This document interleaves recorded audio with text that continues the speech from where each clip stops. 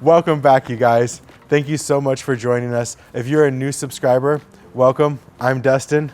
This is Kevin. I'm Maria. We have a special guest, Maria. Thank you for joining us. If you've been a longtime viewer, thank you for joining us again, and we have some more great content with you with an awesome glassblower. Absolutely. Stoked to have Maria, aka Cuddle Assassin, on IG with us, and she's got an awesome disc flip for you guys. I think you're going to love this. I mean, I know I did. Yeah. Maria started working in the studio a couple years ago, and she's been working on flips. And welcome, and thanks for being here. Yeah, thanks for bringing me on, guys. It's been really fun working in your studio, and I have felt like I've really learned a lot. It's been nice to be able to do the flips too, because it's a really, really fun technique, and there's so much you can do with it. How did you get into glassblowing? So I got into glass about 8 years ago. I got a chance to live with somebody that was a glassblower, and he was really great at doing like coral reef scenes and making hyper realistic like water life stuff, and I just instantly fell in love. And so it kind of stuck in my head for a few years until I decided to just pack up all of my stuff one day and move to Seattle to go to the Boro School. Nice, very cool. Yeah. I'd like to shout out Sabina Bohm. While I was up in Seattle, I got a chance to work with her. She's Girl Glass on Facebook and on Instagram. Very, very great teacher, awesome person to work with, and just really willing to teach, newbies and people stuff. So she's really great. I was glad to work with her. Thanks. Yeah, thanks, Sabina, old school glassblower there. I appreciate you and all your contribution to the industry in general. The marbles are sick, and we've seen them for years. Anyway, thanks for being here. I wanted to also thank Sam Alderson and Alderson Glass for the online workshop. That was absolutely amazing. We had 50 people online, and the thing is, it didn't seem crowded at all. It seemed like it was just you and Sam in your studio. It was so cool. Like, Maria was here and watching the class, and she went inside for an hour because she got better views on the computer inside than what she could see standing in the studio next to him. So there's a few minutes of that for you guys to check out, and we'll put a little bit more up. But yeah, Kevin shot it. Thank you. It was very cool. Yeah, it was great having all the cameras, talking to everybody in chat. We had some great questions, a lot of really good interaction between the class. So I think everybody really enjoyed. Yeah. It's a really interesting format too, because it is very live, and I think with the chat option too, people aren't having to like speak over each other, and it's a lot easier to really pay attention to the glassblower when they're working. I've taken more than my fair share of classes, I think, and that's always been like a thing, is actually hearing the answers and being able to address certain things. So really awesome format, super recommended. You can practice, while he's teaching. It's awesome. Mm-hmm. So yeah, the online school is going fantastic. Sam's class was excellent. We started offering the workshops at 50% off for all members, for all students of the online school. So if you're paying that monthly subscription and you want to see a workshop, you get 50% off, and it'll only be $49 for you guys. And we have that Emily Marie lathe and lip wraps and Encalmo class coming up. Like 2 weeks. We're all pretty stoked for that. A week. It's gonna be awesome. Yeah. She's probably, I would say, like definitely in the top tier of like very precise work and very clean. Just everything that she does is just beautiful. Yeah, I'm really excited to meet her, and her work is bright and like fun. You guys check it out. There's a link below. If you guys would like to join us for the workshop, it's a week from tomorrow, Saturday, and we'd love to see you there. And you can have the workshop for only $49, which is an unbelievable deal for 8 hours with a master glassblower. Absolutely. Yeah. I would agree. All right. We want to thank Mountain Glass, of course, our sponsor. Thank you guys. As always, yes, they are the best place to get tools, supplies, and they have sales all the time. Weekly Boro sales. I mean, I just checked today, and shots 25% off. Yeah. Boom. Stock up on some tubing, and they got everything you need. Yeah, and they handle the shipping and everything. So even though they're big boxes, they double box them. And so you'll get the glass, you'll be ready to work. And if you guys have any questions about what to buy or what tools, you can talk to Mountain Glass, and they're super helpful with customer service. Or you guys can hop onto the Facebook group, ask these guys what they're using too, and that's on the torch, and a lot of people there will help as well. Yep, as always, thank you to Mountain Glass Arts. Cool. Let's, Maria, you want to get in the studio and make this flip? Yeah, let's do this. All right. Sweet. All right, so you're just going to start out, and you can do a little color mixing here to start out. Yeah, I'm pulling a stringer. I'm gonna use an opaque, but I'm encasing it in a transparent, so that way it can have a different effect. It'll be for some flowers. Mixing up some blues here. So just striping that color on, and you'll then just punty up. Got that convenient color rod, and pull a stringer. So it looks like you encased either side of the rod, and now you're going to make some cane, some twist up cane. Yeah, it's basically a variation of a Zanfirico cane, but when you apply it to the flip, it just gives a little bit of variation to the color, so it's just different shadings and more organic looking. Heat that glob up, and you're just going to pull out a stringer there, slower, and then as it starts to cool, put a little more force in to get it longer there. Yeah, I'm trying to keep the cane to around the same diameter, so that way it's easier to work with. And so were you working with about 1 millimeter here in diameter, would you say? 2? Yeah, I'd say it'd be between 1 and 2 millimeter. With the colored canes, I want them to be a little bit thicker, so that way it takes less to fill in. Just pulling the end off your rod there so it's ready in the future for you. And now you have a nice prepped up surface to start drawing on here. And do you like to keep those in the kiln before you go, or do you just pick them up straight off the bench? I can pick them up straight off of the bench. Especially with clear points, I find that they're usually pretty stable and easy to work with quickly.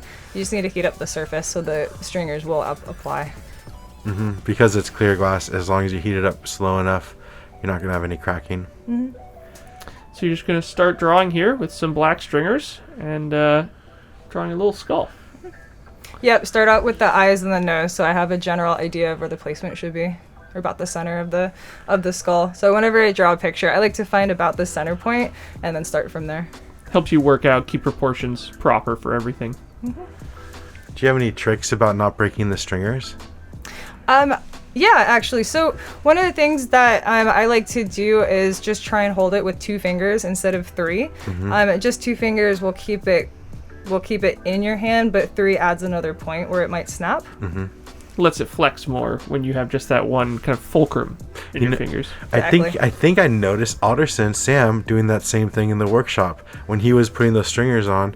He had his pinky up and he was going super, yeah. Stringers are really, really light. The glass is already so delicate, but when it's that small, it's very fragile. So you want to lay it down more than actually apply it, and not put too much force because it takes so little. And then use your tungsten to just clean it up a little bit, bring that shape like right into where you want it. And so you have like a little bit of leeway when you're doing this kind of stuff, and you can use tungsten or a paddle to kind of push your line in a little bit together. And of course, reheating regularly. You want to keep this whole surface from getting too cool, especially as you get more color on there. It's going to increase the chances of it cracking.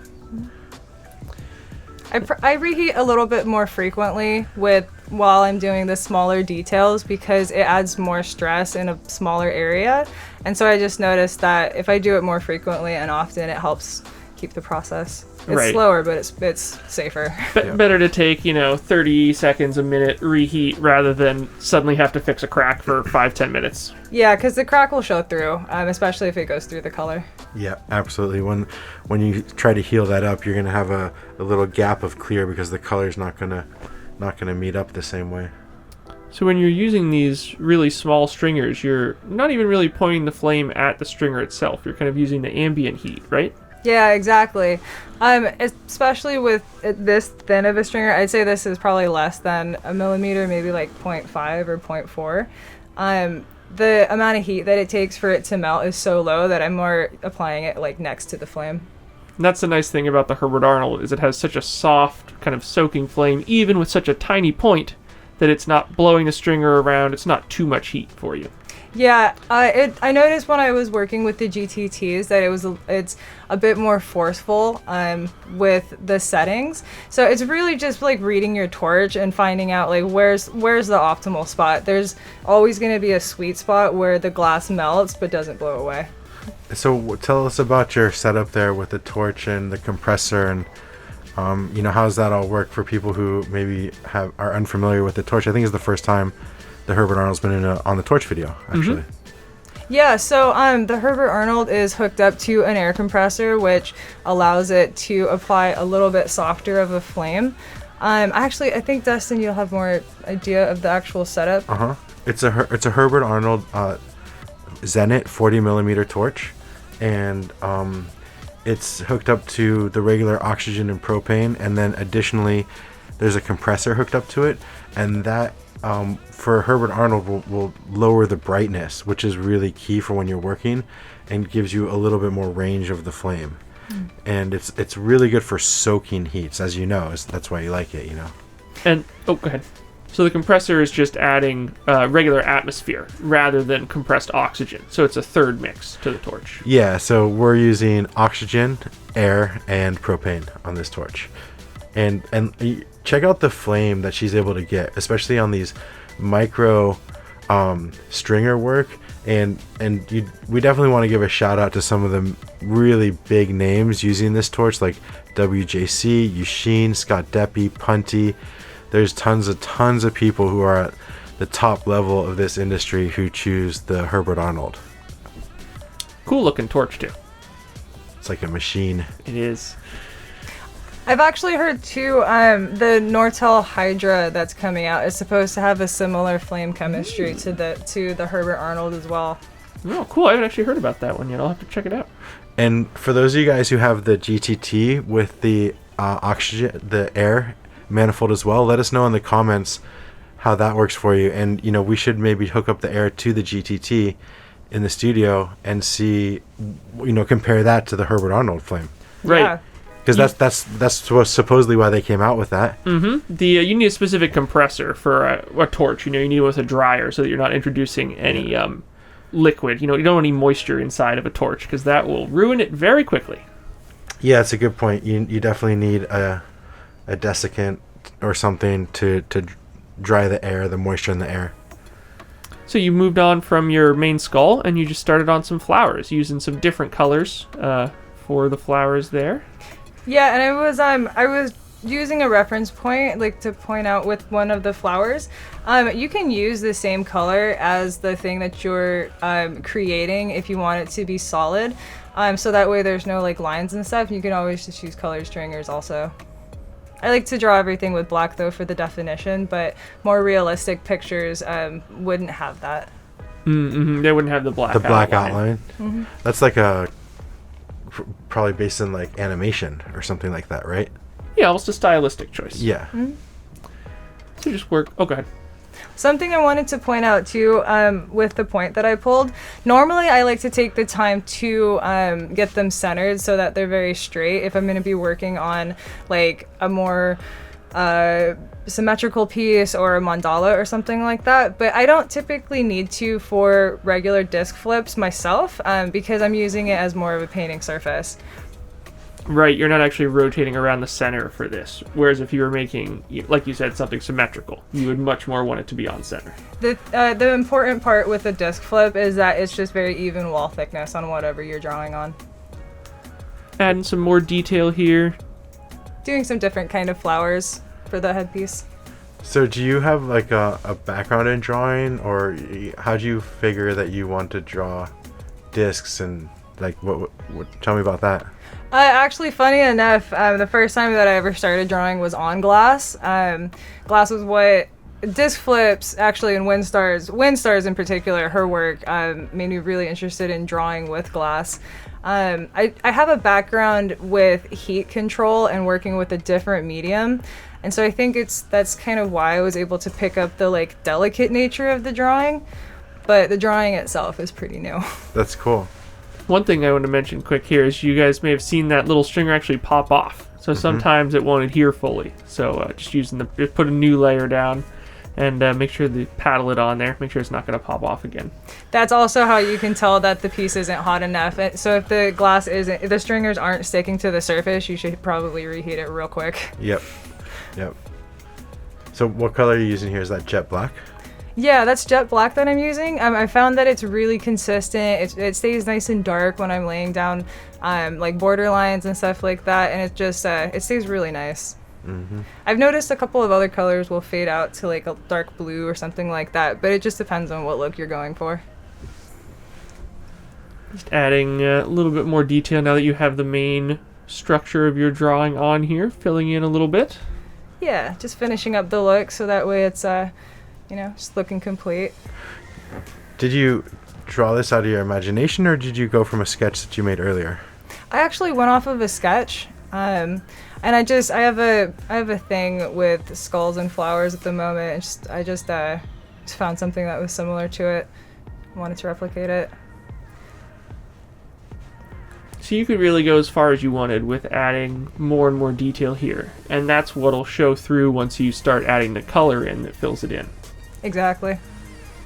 So you'll actually be looking at this image from the other side once it's completed. You'll add the color, and so this will be the back once it's all said and done. Yeah, and when you're thinking about drawing a disc flip, you really want to think about it in layers. It's just like Photoshop. And actually, if you want to get good at it, you can start with Photoshop, starting with the front layer and then moving backwards. Right. And so now you're starting in here with the next layer and adding color to some things, filling it in. Yeah, and so the colors that I use for the flowers are all opaques that are encased in or mixed with transparents. And so that way, because that's what flowers look like to me, is that there's variation in the colors. Right, it's not just, solid pink or solid blue. Right. You get the organic shades. Yeah, exactly. So you're just going and filling in here, just trying to stay inside the black lines where you've drawn the flower.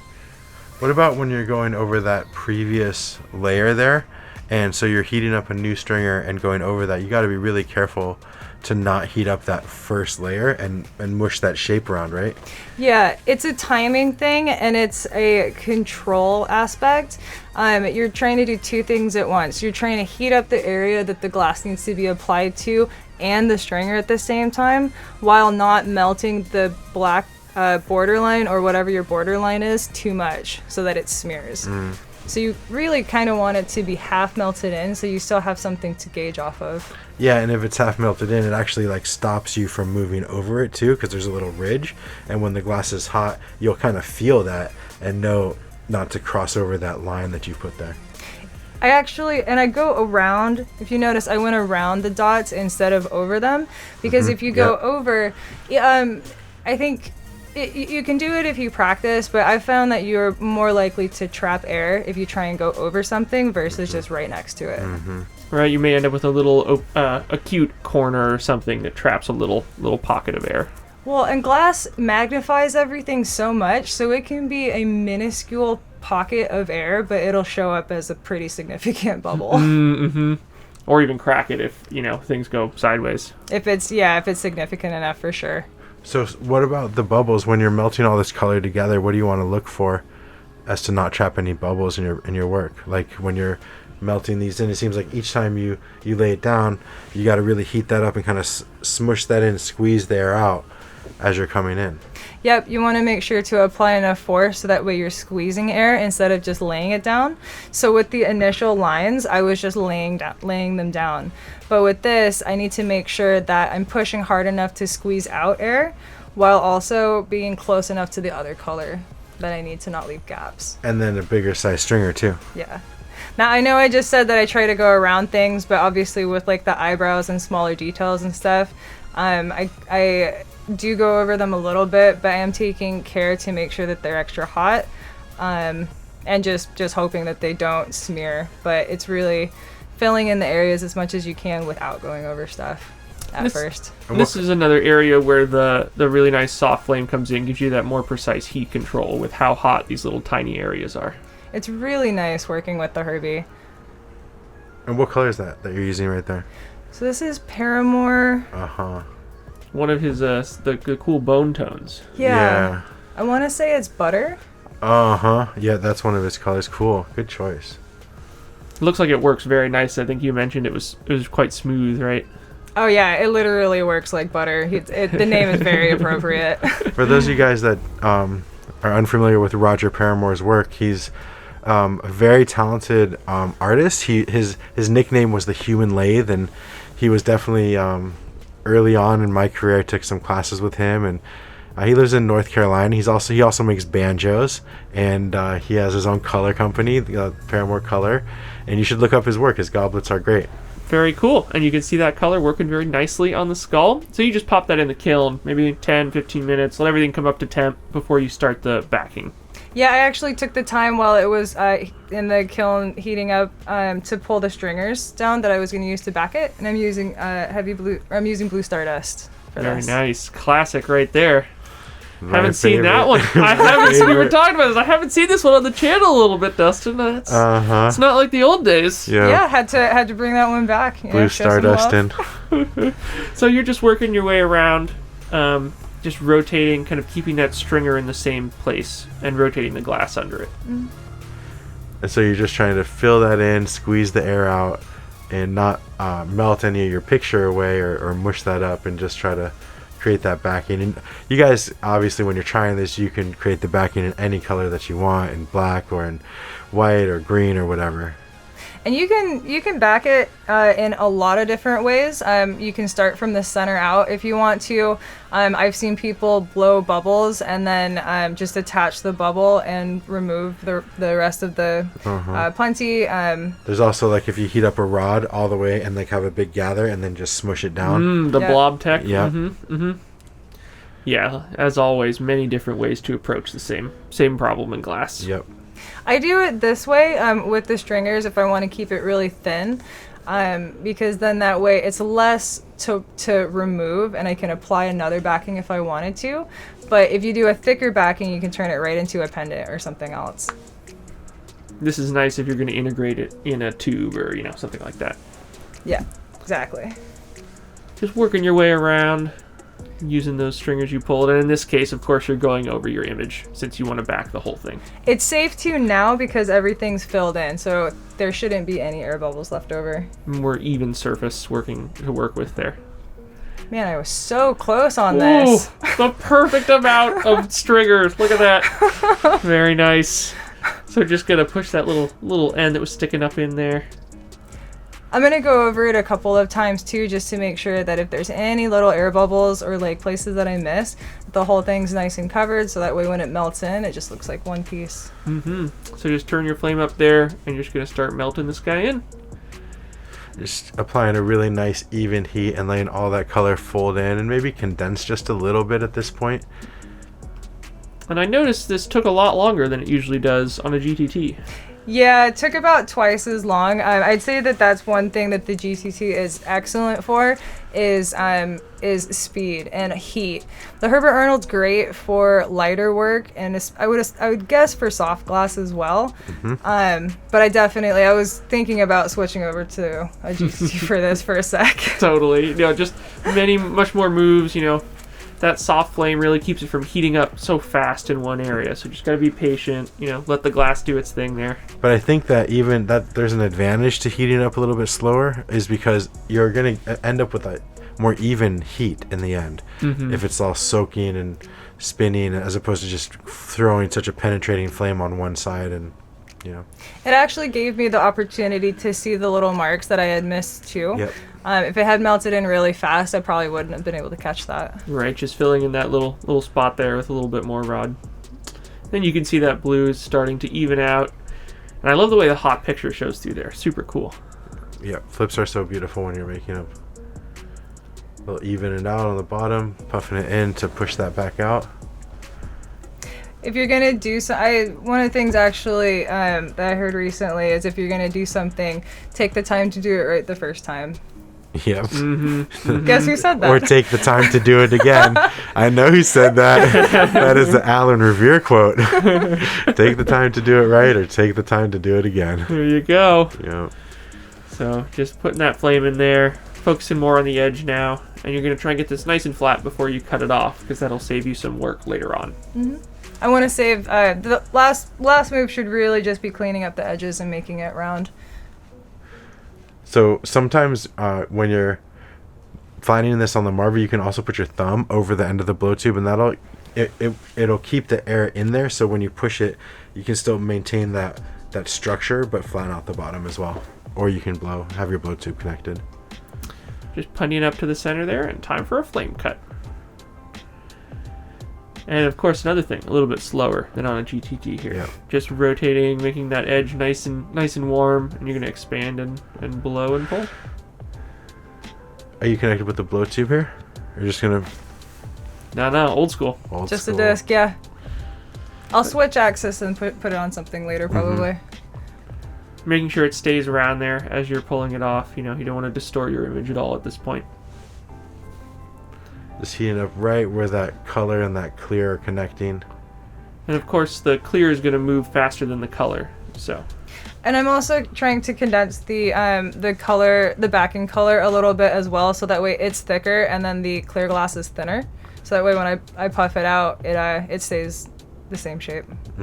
Just the clear expanding for you there, and now you can flame cut that and go around. And this is really where I noticed how much cooler this flame is, because a GTT would just be blasting through that. Ripped through it, yeah.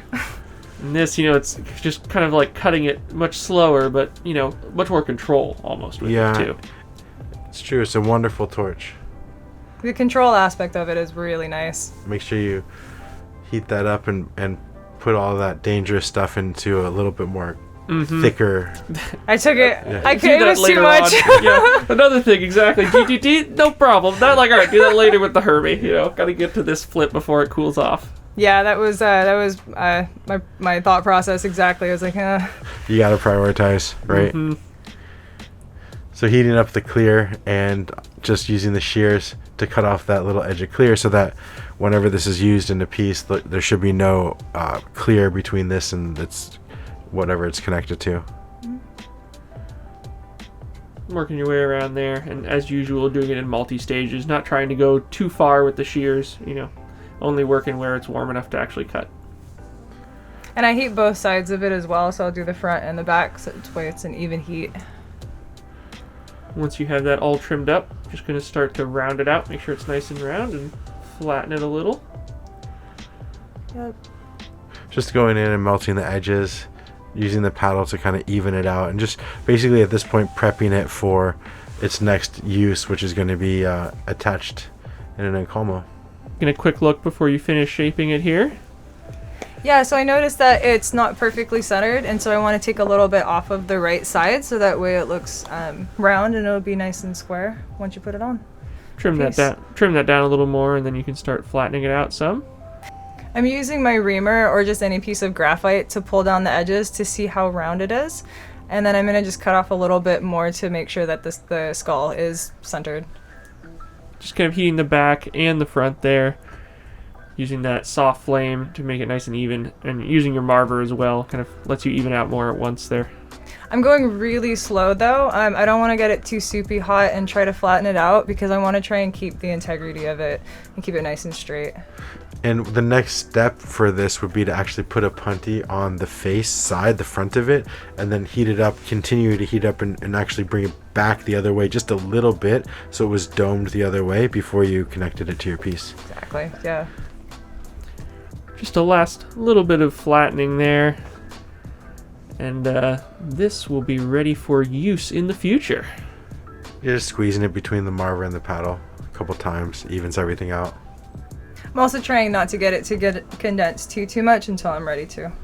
But there you go. That's a beautiful disc. Thank you for showing us those techniques.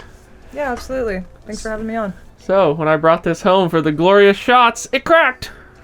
Well, that's okay. AGB. Yep, AGB, all glass breaks. But here's how you did the demo, and you can see there, you can see the layers and the blue stardust, and you can see the different size stringers that she was using. The way that the layering works, and yeah, try it out. Try playing around with stringers and seeing what you can make. So for one of you guys this week, Maria has a special gift for you because we can't send you a disc. A, because we were going to use it, and B, because the disc cracked in half anyway. So I've got a nice spoon for you guys though. It's one of my pinwheels that I like to make, and so that'll be going out to one of you guys later this week. Just comment on the video, let us know what you think. Make sure you hit that like and subscribe, and thanks for watching. Welcome back, you guys. Thanks for watching. I hope that you got something out of the video, a trick or a tip, or maybe something you can use in your own work. Thank you so much, Maria, for doing that demo. I hope you guys enjoyed it. We have some plans for that flip, so if you guys want to see what we do with it, hit that subscribe button and you'll see. Absolutely. All right, Dustin and Maria, I got some questions for you guys. Okay. First up here, from Brandon Adkinson. Looking at purchasing a kiln, curious if height or width is more important. Does it matter which way something lays in the kiln? You know, It does matter depending on your work, right? So like width would be important if you're going to make a bunch of spoons. Height would be important if you're going to make goblets. So think about what kind of work you're going to make and get a kiln that's specifically for that. If you're on a budget, and obviously if you have a little bit more to spend, get a Scut Scarab Mini and you can make whatever you want. To add to that too, front-loading kilns tend to be a little bit easier for glass blowers because you're using blowpipes and stuff, and so like kilns for beading where you have to like lift it up is a little bit trickier. That's a really good point. Front-loading kiln with a little door is even better. Totally. And generally, when you're going to anneal something, you'll have it in the orientation it would be sitting like on the table. Correct. Especially if it's thinner, like a goblet or something like these with attachments. Yep. If it was on the side, you run the risk of like slumping or something going bad. Exactly. All right, cool. Up next here from Michael Dusso, what are the top 3 exercises someone new to glassblowing should do to improve their work? I'd say for myself, something that really helps to improve is just repetition.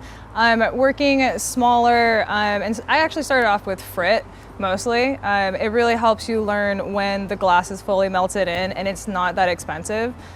So melting in frit spoons and learning how to make those is really effective. If you're really just starting out, pulling stringers and learning how to do implosions is a great way to do beginner work. It's small and it doesn't take too much of your time, so you can actually focus on paying attention to the work. Yeah, I mean, I think that's true, and I think the important thing is to repeat in general at the beginning stages, so you understand how the medium is working, and you could be making flips or wigwags or reticellos or filicellos. As long as you're doing the same thing over and over and over again, you're going to get better at the medium as a whole. But if you're really at the very beginning, I would recommend Marias, flares, straight seals, side seals, just doing these basic fundamental techniques over and over again until you can, do them with your eyes closed, and it's all muscle memory.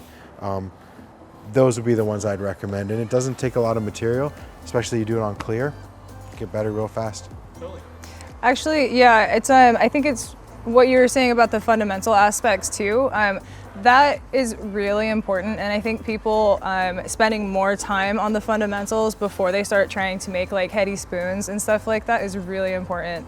You actually have a lot of really great videos on how to do like Jesus seals and like some of those more complicated pieces. So just starting off for like the first couple of months doing that and not worrying about making like sellable pieces, great way to start.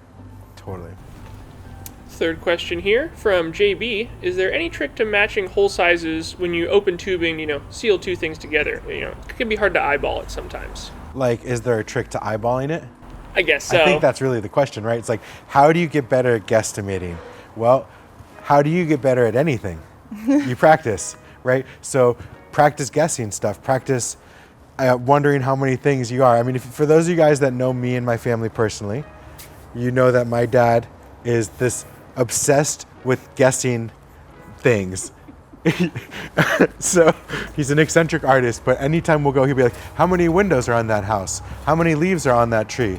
How many people do you think walked through this gate today? And so I guess he just got me kind of thinking about guessing stuff, and I think that's actually the skill set that helps you make those sizes. So in order to make the same size hole, the right size cut of a rod, if you're doing a vac stack, I think that comes with practice, like anything else, and guess. So treat it like a game, right? Be like, I'm gonna make a vac stack, I'm gonna guess without measuring the first rod to make a measurement for my other rods. Measure that rod before you cut the other ones and see how close you got, Also to that point too, practically speaking, when you're learning how to size things properly, something that I like to do is see where the reamer is when I'm actually opening up a hole, and then I try to put it, the second piece that I'm working on, I try to put it around the same spot. Mm-hmm. It'll be about the same size, and you can use the reamer as a gauge. That's I mean, honestly, use the reamer as a gauge. It's a little bit more efficient than my suggestion. So use the reamer as a gauge. But you also you'll be able to eyeball it. The more consistent that you make it, you'll see it and you'll feel it out after just a couple of times. Yeah. Right, and then you won't even be looking at the reamer. You'll flare the hole. Boom. Yep. Right where you want it. Yeah, exactly. All right, got to give away the sake bottle set from last time. That is going out to Brian Phipps. thank you for your comment, Brian. Hope you enjoy. Thanks, Brian. Thank you guys all for watching. If you want some more content, please like and subscribe to the video. Absolutely, and make sure to drop a comment down below. Maria has a sweet spoon to give away in the next one since they've got plans for the flip. Cool.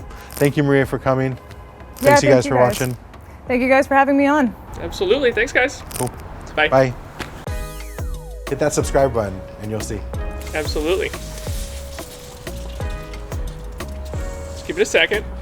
Let it stop bubbling. I like how we all were like... Okay. So just